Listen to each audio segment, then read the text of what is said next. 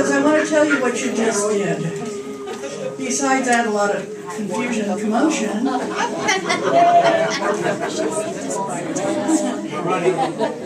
right.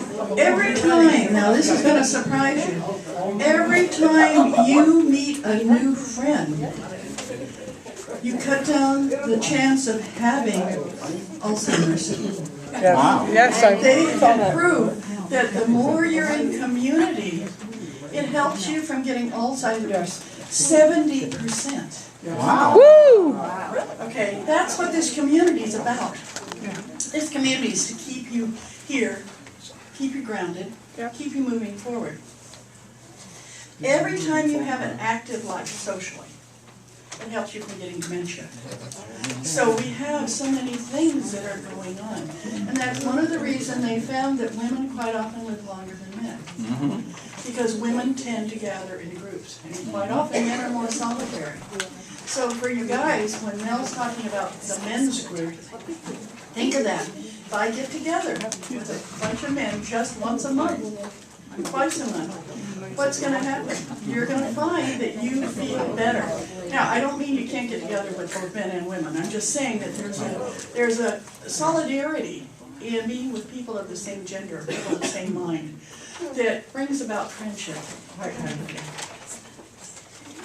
Friends can sharpen your brains. Have you noticed that? When you're around people and they come up with new ideas and you hadn't thought of them before? Yeah, sure. Even if you don't agree with them, you're still thinking, aren't you? Yeah, you sure are. And so if you just sit at home and you just watch the same thing on television, pretty soon there's no sharpening going on. So think about what you can do to sharpen your brains is get involved with friends. They can also bolster your self-esteem. And if you're around people that say, I'm your friend, and they don't bolster your self-esteem, what do? Yeah, thank you, Carolyn. You get another friend, don't you? Or some more friends. They say, hey, and tell them, when I'm around you, I don't feel approved of, loved, appreciated. And, you know, I had this woman that every time I saw her, she was complain. And I turned to her and I said, I'm going to give you one more piss and one more moan, and then I'm going to let go of you. Oh, it got her up short. Next time she said, I want to use my piss, okay? Okay. She never got to the moan, you know? It was because she was totally unaware. But it got to the point I had to say something because it was not helping bolster my self-esteem, it was pulling me down. So think about that. You can actually postpone the aging process. They have found that people who are more in community live longer. How many of you saw the video of the woman who was out on the golf course and hit 11 holes in one and is 101 and still playing golf? Yeah, I saw They that. showed her by herself, but the truth is that she quite often has a group that she golfs with. Yeah. Imagine getting exercise, having a group, having them kindred, and being able to get out and enjoy yourself. She's now 102 and still playing golf. So think about that. Having a friend not only can make you fit, happy, but smarter. They found that it does so much more for you than quitting smoking or losing weight. Wow. Wow. I'm going to get more friends. So know that. And there are so many things that they're doing with research on this. Now, what does it take? How many of you think, oh, I've got some really good friends? How many of you think that? I think so. Okay. And if you don't think you have some good friends, let's start making some. And you know they'll come and go in your life. They're not, some aren't always going to stay, either because they move on, they move to Ohio. I don't know why, but they move to Ohio. And sometimes what they do is they pass away. And you can still be friends with them, but it's a little more difficult. But in this church, we believe you can still talk to them. It's easier to talk to the ones that are in spirit than the ones that are... Well, that's true, because they don't argue back. They might, just sometimes. Yeah. So, Depends on your connection. Kathy argues back with me on occasion. what are some common signs of a good friend? They're there. They're there, or here. They're loyal. If you need help with something, they'll drop everything and. They'll even come help you move, won't they? That's Yeah. really good. Yeah. That's Yeah. really good friends. Sit in a room and not say one word to each other for half an hour and know you're not upset. Yeah. Yeah. Mary, Somebody that if you don't talk to them for a while and then you talk to them again, it's like there was no break at all. exactly, They're exactly. always there. I'm not hiding, I'm looking for the Kleenex boxes. Almost here. Okay, Lily. If you have a disagreement, they'll talk it out. Yes, Carolyn. If you tell them no, they're still your friend. Yes, Good yes. one, yeah. Yes, Eileen. They're willing to risk you being mad at them to tell you the truth that you need to hear. Come on, Yep. stand up. Did you hear it all the way back there, what she said? Yeah. One more time, I think this is real important. That they're willing to risk you being mad at them to tell you the truth that you need to hear. Yeah. Yep. Do they make you smile? Yes. Laura, let's see what I did, friend. Well, I'll tell you that if you do all that, you express everything else, but then write 3 love letters to people that you absolutely adore.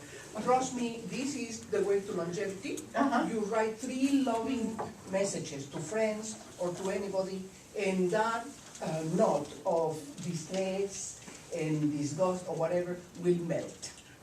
And this is our yoga instructor, so in case you're wondering, yay, thank you. She helps you with longevity. And somebody will cry when you cry. Isn't that something? You tell somebody a sad story and they're crying and you're crying and all of a sudden you realize there's support there. Okay, what else? They don't take your venting personally. They don't take your venting personally. Yeah, sure. They listen to you whine when you can't do the MRI.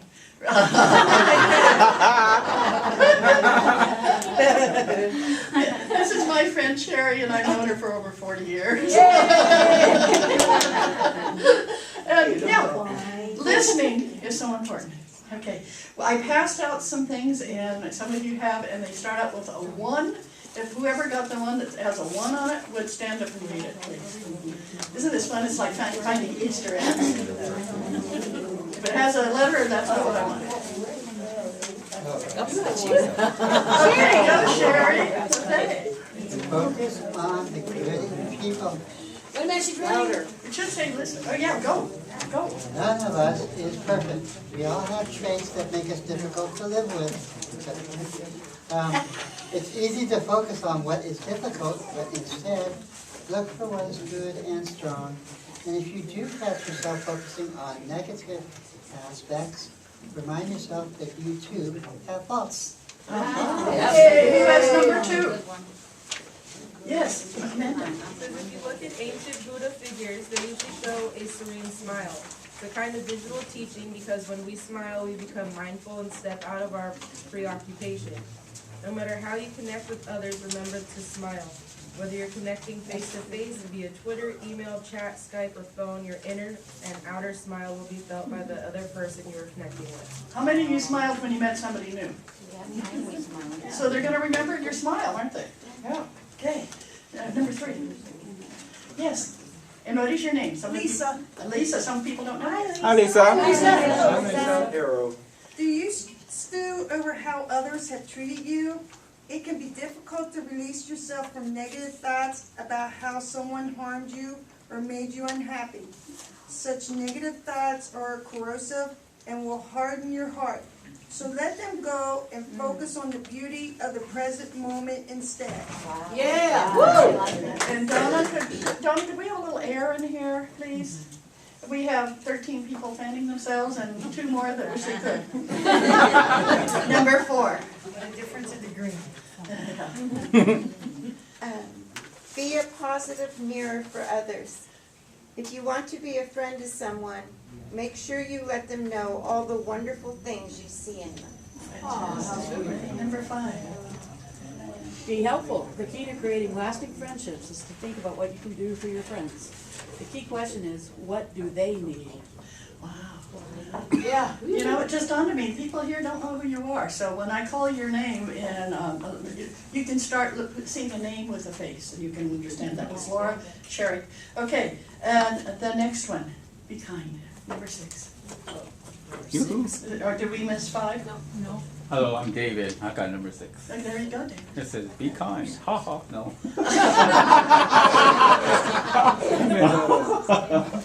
Okay, my aspiration in this life is kindness. Kindness is never out of place. Mind you, I don't always manage to live up to it. That's the nature of aspirations. They're by the stars, they are the stars by which we navigate our lives. And though they light up our path, we can never reach them. Thank you. Number 7. She's got that in the 6 too. She has number 6. Maybe that's 9. It has 6 or it's a C. To see. Okay. Okay, number 7. And Donna, Be grateful. It's easy to take friends for granted, but if you want to strengthen your friendships, do the opposite. Think of your friends with gratitude, and then express your gratitude to them in words and deeds. Everyone loves being valued. Thank you so much. That's great. Well, think of those. Think of those. How you can start meeting friends and what you can do when you start meeting friends and how you can do it, okay? But this is how you attract them. When you, today, when you met somebody, did you shake their hand? Did you hug them? Did you look into their eyes? All that. All of that. Now, for those of you who are single, you know what they found? Are you ready for this? They had a great time looking into this. If you sit and talk to somebody and then look into their eyes for 4 minutes, it's guaranteed they'll fall in love with you. Well, they said that on the Big Bang Theory. They said it on the Big Bang Theory. That's exactly It didn't work for Sheldon, it didn't work for Sheldon and Penny at all. But this is a psychological test. They very seldom look in somebody's eyes for 4 minutes. I'm not going to make you do it today. I'm being nice to you, but. But you don't want me to fall in love with Paul? David, do you mind? You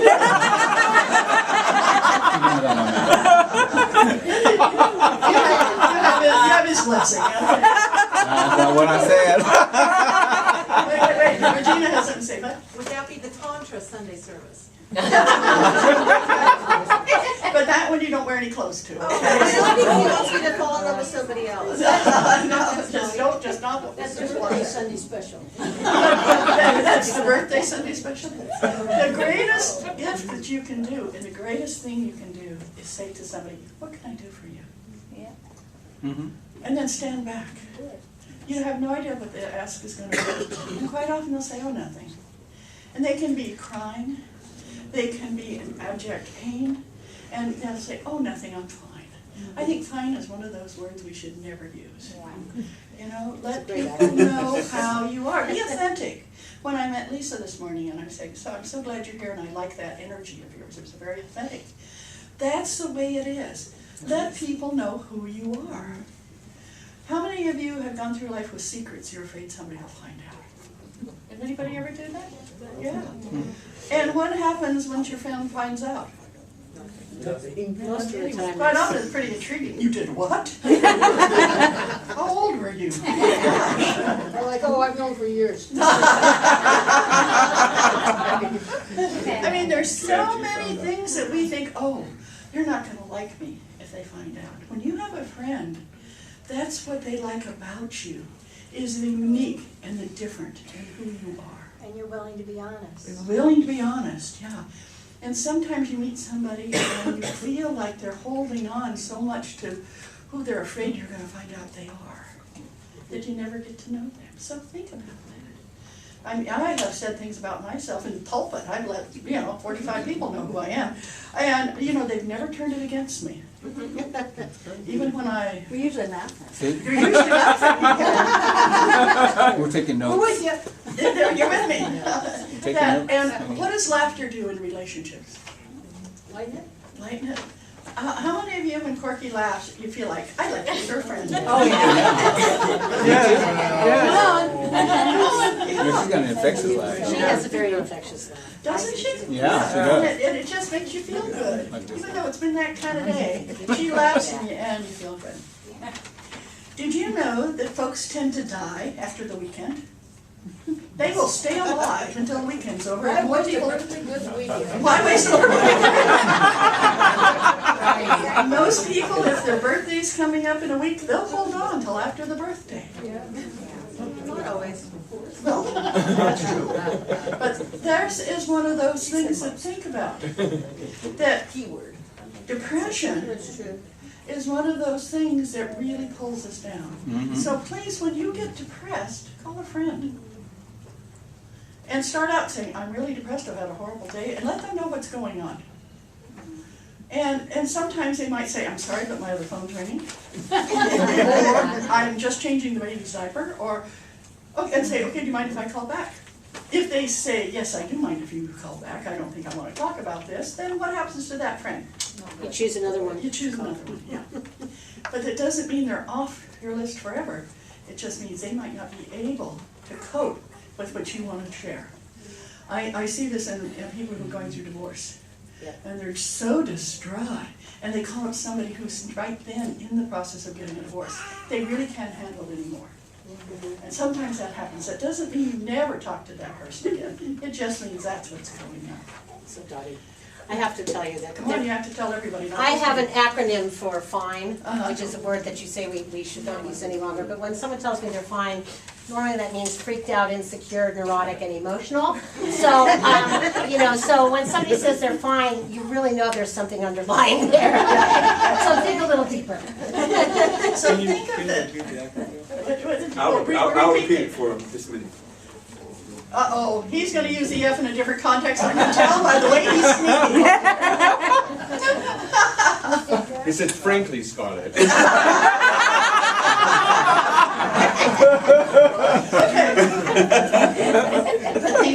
We are all social creatures. We all do better mentally, emotionally, physically, spiritually when we're in community. And that's why we refer to CCL not as a church. This is a Sunday celebration for our community. So I want you to think about that here we are getting healthier, getting our brain sharpened, adding years to our life, and making sure we don't get dementia or Alzheimer's very soon. So all of that just by sitting here with people that you're laughing and having a good time with. So we know what it is to make a friend. How do you be a good friend? And this is going to start with an A that says, listen. Who has that one? Okay, and your name is? Lee. Hi, Lee. Listening is so important not to underestimate, but it can be hard to do. The best way to listen is to try and understand the situation from your friend's point of view. If you aim to do this, you'll naturally find yourself beginning to ask the right sort of questions, and they will appreciate having someone who really cares about how they feel and what they're going through. You don't have to have all the answers, and you shouldn't assume your friend wants advice. They might just want to talk so they can work out what they're going to do themselves. Yes, have you ever had that? And what I do is somebody calls and I say, do you want me to be a sounding board? That's what I say too. Or do you want me to give advice? Right. There's a big difference, and sometimes it's good. Daddy, just shut up and listen, okay? That's what I have to do with my son. Yeah, you're good. Quite often with your kids. Yeah. Do you want mom to solve this, or do you want me to listen? And they say, well, mom, just please listen. So, who has B? I do. Cat. I'm Kat. Ask them what they need. If you're worried about someone and you want to be there for them, just ask them what they need. That way you know what they find helpful during tough times, and you can be there the way that most useful to them. Wow. Yes. How do I get my fix? Okay, now, this is the C. You've got a good one, Jan. Okay, Jan, go for it. Yeah, go for it. Get physical. Smiles and hugs are a great way to show friends that they're not alone, that you're there for them, and that they are important. Yes, they are. Yes. And who has D? Did we just get these Part of the three musketeers here. The three of us have known each other many, many years. I have Deanne and Ann. Keep in touch. Even if you guys aren't nearby each other, making an effort to keep in touch through Facebook, emails, texts, and calls will show your friends that you are there for them. Yeah. Who has E? Yes, Amanda. Hi, Amanda. So it says, tell them how you feel. You don't have to make a big deal about it all. Wait. You don't have to make a big deal of it all the time, but sometimes there are moments where letting someone know that you're important, that they're important to you through something you say can make a big difference to how someone is feeling. Right. True. True that. Okay, who has that? Yes, Stan. Public speaking's hard, so please bear with me. We'll stand up and we can smile at you. That's the word. Get the facts. If your friend has a medical condition or a mental health issue, a good way to offer support is to learn about what they have been diagnosed with. Taking an interest in what they're going through shows that you care and that you're planning to stick around no matter what is going on. That's a good one. You did that well. Hey, who has G? Yes. Hi, I'm Debbie. Hi, Debbie. It says, be willing to make a tough call. If you think the safety of your friend is at risk, you might need to act without their consent and get help. It can be a hard choice, particularly when you're worried about their reaction. But remember that you are acting because you care and you don't want them to be hurt. Okay, if anybody, any of you in here ever done that? Yes. If you know somebody is, it's me, if you here, if you know somebody is going through a really rough time. This is starting to sound like an AP meeting, I love it. You know, it's great, and what is that? That's a community, isn't it? Yes. Yes. When you're in a group of like-minded people, people that you can choose to be with because you're going through the same thing. And when so many times people say, oh, I don't like groups. And you know why? This is going to surprise a lot. Many of us are very intuitive.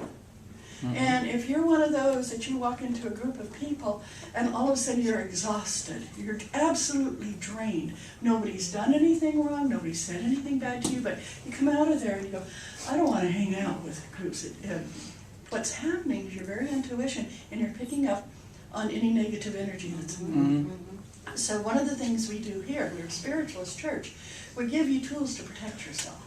And the first one is just visual, beautiful white light around you. You can call it God's light, you can call it Virgin Mary's light, you can call it any light that you want. It could be the light of Buddha, but just find a way to put a light around you. So when you walk through the mall or when you walk into a group, you're not exhausted when you get to the other end of the day. And that's what I had to do. The other thing you can do is wear a hat. Wear a hat or a cap. It protects the top of your head and you don't start pulling in people's energy through your crown chakra. So find ways to protect yourself because what you get from groups is so much more worth what you need than worrying about what happens, okay? I had a whole wonderful story I was going to read. And I didn't get the last page. Have you ever done that? Yep. Isn't that wonderful? See, I'm having you share with me my pain. You can make up the ending. What? You can make up your own ending. We haven't heard it, so we wouldn't know. Good point there. That was wonderful advice, Dr. Ivy. When in doubt, lie. It's improvising. Well, it's also it's a sermon that, or a talk that has been going around the video about this young kid named Kyle, who what happened, he was walking along and he was carrying a load of books, and a friend of his watched him. And it wasn't a friend at that time, it was really a stranger, and they were starting high school. And he sees this kid with all these books, and he looks really nerdy, and he's wearing glasses, and some bullies came along and started punching him, and he dropped his books. And this guy says, oh my gosh, I shouldn't do that. So he goes over and he helps him. And then the kid is, Kyle is just so acceptant and receptive and says, thank you so much, thank you so much. And he said, hey, I'm going to go play football with my friends. Why haven't I met you before? He says, because I go to private school, but now I'm going to regular high school. And he said, okay, well, come with me to meet my friends. And they get to be really really good friends. And as they get older, Kyle becomes good looking. The girls all after him, and this guy's saying, huh, I didn't know I was, creating that. Look at this, he's now just, kind of an adversary, but not really. So the day that he graduates, Kyle's a valedictorian, and he stands up and he says, I want to thank all my family and all my friends, and particularly a person who saved my life. I was leaving school. I cleaned out my locker with all my books and all my stuff, so my mother wouldn't have to do it when I committed suicide. And this young boy came by, and he saved my life. Maybe this is why I didn't do it. But think about that. What you do in a moment can save somebody's life. And I have done that. I've had times when people were going through a very, very difficult time, and they call, and they say, Dottie, I just did something stupid. And I said, I'll be there, and so will the ambulance. There's a tone of voice that if you've ever heard somebody who's either ingested something or cut their wrists or whatever, says, I want you to be here. So one of them, we have an anniversary on August 17th. He called me, and he said, Dottie, I've just done something stupid. I said, the next thing you see is my smiling face, Steve, and there's going to be lights, and it's going to be exciting. And I got there just as they were walking him out. Now, Stephen is 6'4". And they said, get in the ambulance. And he said, no. He said, get in the ambulance. And he says, no. I said, Steve, get in the ambulance. He says, no. I don't want to live. And this young EMT says, if you don't get in the ambulance, we're going to take your dog to the pound. He just climbed right in that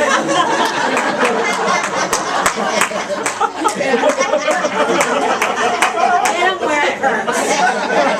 And I went, how did they think of that? That instant thing that saved this guy's life. And anyway, Steve got in the ambulance, and on the way to the hospital, his heart stopped twice. And he came over to my house after he'd been in rehab for about 4 months. And now I'm glad to say that he's been clean and sober for 30 years. Yay! He has, because what he used to commit suicide was an entire bottle of vodka and a bottle of Valium, which are really nasty. And so, but he calls me on our anniversary, and he says, I just wanted to call and tell you, thank you so much for saving my life. So he was at our house, and he was sitting in the backyard. He wasn't ready yet to get out amongst people after he'd gotten out of the rehab. And there's a boy who was very disabled, Down syndrome, came running through our front door, ran straight through the house, through the back door, and into the pool, and just dropped like a rock into the pool. Oh. And Steve got up and bent over and pulled that kid out of the pool. Wow. And I said, now do you know why God saved your life? Mm-hmm. And he said, no, it was Dottie. God has Dottie. Thank you. But if you decide to do something stupid, call me and I'll say, I'll be right there until the cops in an ambulance. So you got your choice at that point. Think about friendship. Think about having somebody believe in you enough they call you at that time. That's a friend. And that is a making a friend. And I want you all to know you have the capacity to make more friends than you can imagine. Okay? You can have about 5 really, really good friends. People that you know you can call at 3:30 in the morning when you're stopped beside the road with a flat tire and the temperature outside is 42. Been there. You have other friends that you can call when you're in Salt Lake City and say, I don't have enough money, I lost my purse, and they'll send you money. You have some friends, you can be in Chicago, and you call and say, I just broke my neck and I don't know what to do. They'll be there. And I have a friend that if I was in New York and I didn't know what to do, she'd fly to be with me. And with my dear friend Rosie, I've been friends with her for so many years, but she will do anything to be there. Think about that. Which of those friends is best friend? They're not. They're all good friends, but their capacity of being a friend is not based on how much they love me. It's what they feel in their heart. So don't ever judge your friends against each other. Yes, Beth? So last year, my son-in-law tried to commit suicide 3 times. Yeah. Oh. Each time was more and more and more specific. And the call that he made to me was the lifeline, I know you can find me. Mm-hmm. So it was not only a call, but it was come find me in the ethers, because I'm so out there that I'm dislocating from myself. And the third time he darn near almost did it, because by the time the information came through, it was almost too late. Yeah. So the phone calls, I think, that I would like to emphasize is not only is it come help me, but it's come find me. Right, yeah. Wherever I am. Wherever I am, whatever I've done. Whatever I've done, exactly. Many of you, I'm sure, have gotten a call that says I'm in jail. You've gotten a call that says I'm in the hospital, whatever. And when they're really good friends, you don't hesitate. Sometimes it's somebody you go, where did they get my number? I don't even know you. I know that Dr. Eileen gets a lot of calls. What? Okay, she gets out of bed, comes down the hill, goes and helps them. And I do know how to post bail. And you do know how to wow, this is a good friend. I was on the other end of that. I was on the Yes, call. we can hear you. I was on the other end of that. I was on the other end of that, and I made the call for help. I was in Hollywood, and I was having on vacation. You know, you go down there to see stars, blah blah blah, and I got mugged. And I was by a phone booth. I called my best friend up in San Francisco, and I said, Dale, I came here to see stars. Not this kind of stars, though. He goes, what are you talking about? I said, I got knocked on the head, and I saw stars. And he goes, David, it's not funny. I said, I'm not joking. He goes, you're not, huh? I said, no. He goes, what hotel are you in? I told him what street and what number the room was. Wow. And I went back. I don't know how I got back there. I don't even have any memory of getting in a cab or anything. But I got back there, and half an hour later he showed up. And he was in San Francisco. I don't know how he got there. He flew. That was a long cab ride. Very long He flew. And he came, Yeah. and there he was. I'm like, I was speechless, but I lost it. And I remember him grabbing me and hugging me and saying, hold on, you're okay, you're okay now. And that's really a good Yeah, it was, yeah. Thank you so much. Paul met him, yeah. Great. He's like, Thank you, Dean. Okay. wow. I know, isn't that wonderful when you can feel his heart and everything? Yeah. Are you ready, choir? Yes, ma'am. After that, okay,